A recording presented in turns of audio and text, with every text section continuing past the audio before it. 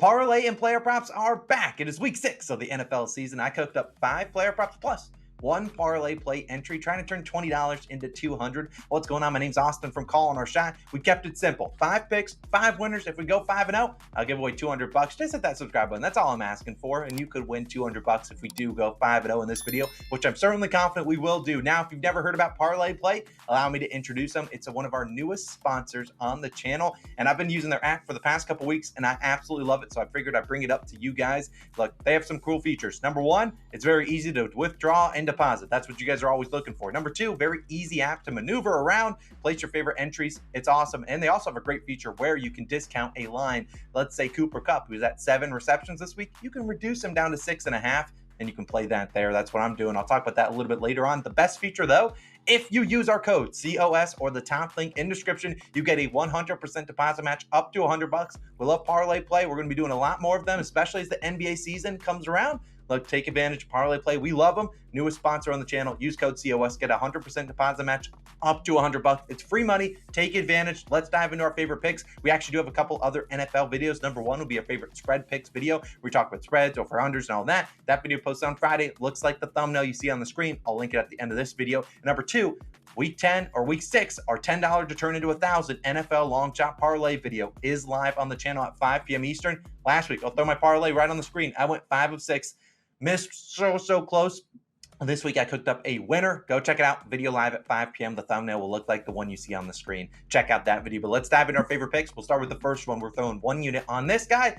Hope you heard of him. His name's Christian McCaffrey. Anytime touchdown and the 49ers to win, -125 on Bet365. Now, the next best odds I saw was about -130 on FanDuel, -145 on DraftKings. Personally, I'd played to right around -140. And we've talked about CMC. This guy's been elite this season. And I'm not really sure I need to convince many people to take this bet because it's been pretty good this season. We'll talk about it in a second. It is a same game parlay. We love CMC to score and the 49ers to win. Now, McCaffrey, we've talked about him before. 8 touchdowns this season. He has a touchdown in all 5 games. He has a touchdown in 14 straight games, and the 49ers are 13-1 in those games. The only loss was the game against the Eagles in the NFC Championship, where they obviously didn't have a quarterback for the majority of it. Whether or not that would have mattered in the outcome, I don't care. What I do know is that CMC's been a touchdown machine, and I expect him to get it done again this weekend. And the reason his touchdown odds are not, -300 is because it's a tough matchup against the Browns, a very good defense. I mean, the Browns defense is going to have to step up to keep them in this one, but we still look at a guy like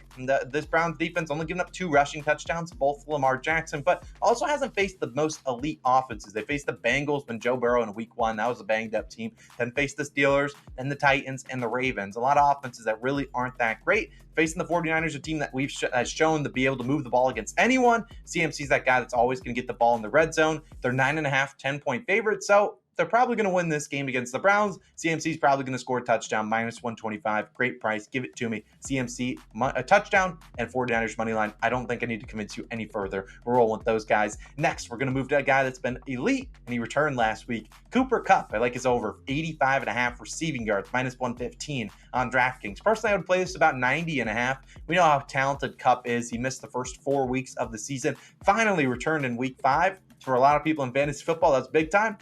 And he returned and looked no signs of rust. I mean, you look at him last week, 8 receptions, 12 targets, 118 yards. 95 of his 118 yards did come in the first half, but the Eagles made their adjustments. And it wasn't just they made adjustments on Kupp. They made adjustments in general. The Rams' second half drives, terrible. They only had 16, 28, 17, 3, and then their last drive in garbage time with like 30 seconds left, they got 31 yards. So Eagles, props to them for making those adjustments. Obviously limited Kupp. The Cardinals don't really have that same roster that the Eagles have. They don't have the ability to get as much pressure up front, and they don't have the cornerbacks to defend them. We just saw last week, Jamar Chase, he had 15 receptions for 192 yards. The week before, Ayuk had 148 yards. Week before that, Gallup had 92 yards. I think CeeDee Lamb had about 65. Look, this is Kupp. He's the number 1 weapon for Matthew Stafford. I expect him to be, again, dialed in on a big game plan this weekend. We know how talented he is. He makes great cornerbacks look silly. Kupp, so elite. Great connection with Stafford. And this is the first time, really over the last couple seasons where you really can't double team him, especially last year. You can't double team him. Puka Nakua's on the other side, and he's looked so good as a rookie. So look, Cooper Kupp's going to get those one-on-one coverages in the zone coverages. He'll sit in the zones. Matthew Stafford will find him. I love Cooper Kupp's over 85.5, which should be a pretty high scoring game against the Cardinals with an over under like 48.5. Cooper Kupp, we're rolling with you. The next one going to be my only under of the weekend, and it's going to be one we cashed our only under last week. This week we're going Bryce Young under 32.5 yards for his longest completion, -111 on Caesars. Personally, placed about 31.5. I don't think it goes much lower than that. Now, if you've never placed a longest completion bet, this would mean Bryce Young cannot complete a 33-yard pass or longer. Now, it doesn't necessarily have to be in the air, 33 yards. Maybe he throws it 10 yards and the guy takes up the field for 25 more. That would be an L, but I'm going to fade Bryce Young. This is an all-game sweater, but I really do like this one in a good spot to fade Bryce Young. And Bryce Young, honestly, he could throw for 400 yards. Still might not get a 33-yard completion or longer. Let's talk about, though, Bryce Young. He has an average of 3.1 air yards per attempt. That would be the lowest in the NFL. The closest to him, I believe, is Joe Burrow. And his long completion through 4 games, did miss 1 game, has been 14, 22, 22, and 30 yards going under in all 4 games. Now, last week did get close, and sometimes these props can be pretty sharp, but we've seen a lot of this. He's just not throwing it deep down the field. Now, part of that could be Bryce's reluctance as a rookie quarterback to really try to stretch the field, stretch the top off the defense, throw deep, plays that could be intercepted. Part of it could be that, his wide receivers really aren't great. Bryce has basically Adam Thielen, who doesn't run a lot of deep routes. And then you have DJ Chark, Arcavius Mingo, and those guys. And also, part of it could be his offensive line is not good, so he doesn't have the time to throw it deep. So all this together, combined with a tough matchup against the Miami secondary, which runs a ton of cover too, I really don't see Bryce Young throwing a deep one. If he throws a short one and someone takes up the field for 25 yards because we can't tackle, whatever. But I don't think he's throwing it deep. Only has 4 20-yard completions this season. Like I said, the Dolphins are a team that runs a ton of cover 2, which means they throw 2 high safeties. They limit big plays. So you know what? If you want to dink and dunk down the field, go for it. And that's kind of what Bryce Young wants to do anyways. So I just don't see him getting a big completion here. You look at quarterbacks, their long completion versus the Dolphins this year. So the Giants quarterbacks, they put QBs because Daniel Jones and Tyrod Taylor played in that game. Their long was 21 yards. Josh Allen obviously went off against the Dolphins at a 55-yard completion. Russell Wilson did have a 46-yarder. It was in garbage time. Mac Jones, long of 14. And then Justin Herbert, 36. So you see the guys that completed the over. Justin Herbert, Josh Allen, those are 2 guys that are not afraid of throwing it deep. And maybe if you want to consider Russell Wilson, he got it when they were down 70-20 playing against backups. And while Bryce Young could play against backups here, would you consider Bryce Young right now at his current stage? Would he be more, like the Josh Allen or Justin Herberts of the world, or more like the Giants quarterbacks or the Mac Jones, guys that aren't necessarily taking those risks? I know my answer. It's probably closer to the Daniel Joneses of the world and Mac Jones right now so far into his career. Just don't see him taking many risks like that. I know they'll probably be trailing and have a lot of pass attempts, but still, I'm taking his under 32.5 yards for his longest completion. It is a long game sweat, so you're going to have to sweat it out for, 3 hours, but I think it's a good one to do. We'll take Bryce Young under 32.5 yards for his longest completion, -111 on Caesars. Now, my final 2 props are going to be a little bit of a mini ladder, and you'll understand what I mean in a second, because the first one is going to be for TJ Hockenson. I like his over in receptions, but here's how I'm playing it. I'm throwing 1 unit on his over 5.5 receptions, which is +110 on BetMGM.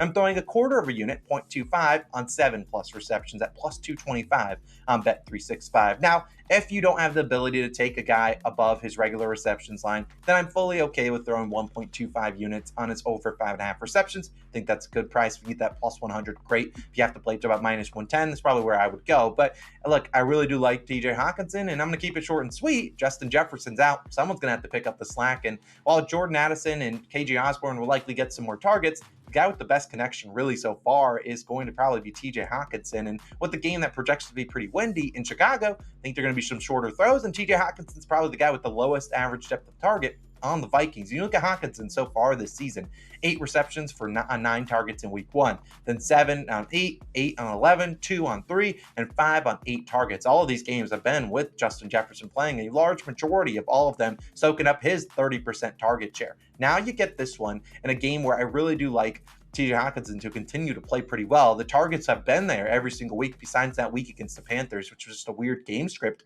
This is a guy that he's going to get a great defensive matchup. The Bears run a lot of cover two. In fact, they run the most cover two in the NFL. This sets up a lot of open zones for Hockenson to sit in. Cover two, his best coverage to run against. And we just saw last week, Logan Thomas, the tight end for the Commanders, 9 receptions. The week before that, we've seen Kelsey have 7. Even Cade Otton, a guy that doesn't have a large target share, had 6. So I really do like TJ Hockenson on Sunday. I really like him in this ladder type format. We're just asking for one more reception to get plus 225. I think that's great value you're getting for just a quarter of a unit. Not going anything crazy, but in total, if he does get 7 receptions, we would have risked 1.25 units, would have won nearly 1.66. So I think it's a great, not necessarily high risk, but high reward in terms of this play. I really like Hockenson. I think you get a 6, but hopefully you can get a 7 to cash the full, mini ladder for receptions. And then my final player prop of the weekend before we talk about parlay play is another receptions ladder for another tight end, Evan Engram of the Jacksonville Jaguars. Here I'm playing him. 1 unit on his over 4.5 receptions, which is minus 111 on Caesars, and then another quarter unit on him to get 1 more. 6+ receptions was his plus 195 on Bet365. Now,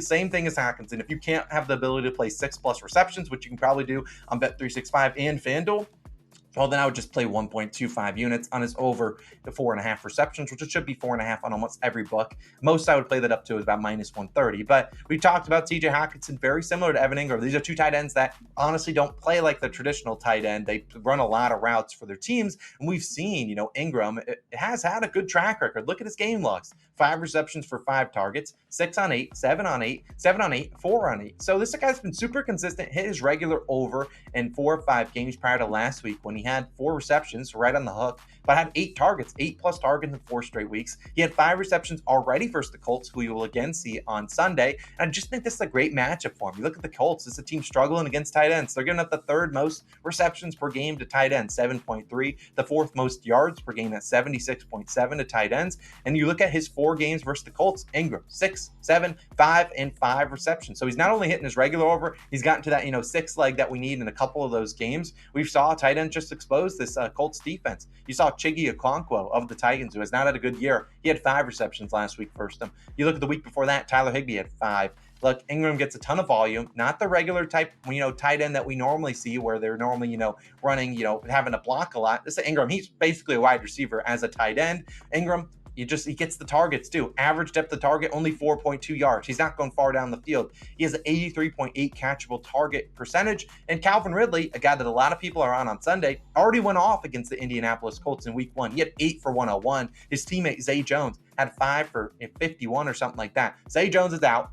Evan Engram still had 5 in that game, and Calvin Ridley already went off against his team in a divisional matchup. I expect the Colts to make some adjustments, try their best to limit Calvin Ridley. I think Evan Ingram's going to have plenty of opportunities open in the underneath. It's not like he's going for 150 yards. He doesn't do that. He goes for those short routes, just tries to take him upfield. I really like him to get 6 receptions, putting 1 unit on his over 4.5, a little bit of a sprinkle on his 6+. I really like if you want to go crazy and take 7+, you have my sign of approval. I really like Evan Engram on Sunday. And for my, those are my 5 favorite breaks of the day.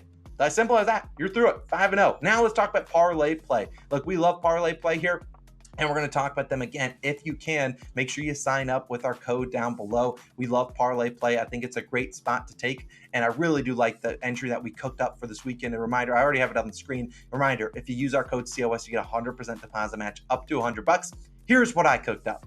The first leg, TJ Hockenson's over in receiving yards. It's 53.5. Like, if he gets the receptions for us, I'm pretty confident he gets those yards for us as well. The next one, like I talked about at the top of the show, you can reduce one of these lines. Cooper Kupp was at 7 receptions. Well, that has push potential. I reduced it down to 6.5, something you could do every single day. I think he gets certainly 7. Hopefully he gets 8 for the people that want to take his regular over 7.5. Next one, Evan Engram. We already talked about him just taking his receiving yards instead of receptions. I think he gets 5, 6 receptions. That should be enough to get 42 receiving yards. And the last one, a prop that I did consider was Jake Elliott over in field goals. This one's just more 7 points. I think he kicks 2 field goals. That's juiced now. I think the Eagles get a touchdown. I think that pushes at the worst, but maybe they score 2 touchdowns against the Jets, or he kicks 3 field goals and we cash out there. So if you want to tail me on parlay play, definitely take advantage of our sign-up code. Get that 100% deposit match up to $100. We're going to do many more parlay play entries over not just this week, but also into the NBA season. They're our newest sponsor. We love them there, and they have some great features. A really great app to use. I wouldn't promote an app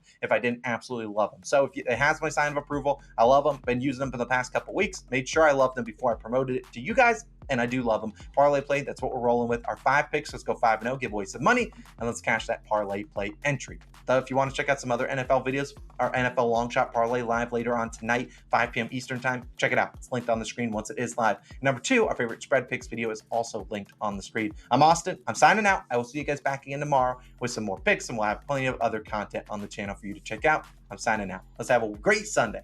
Peace.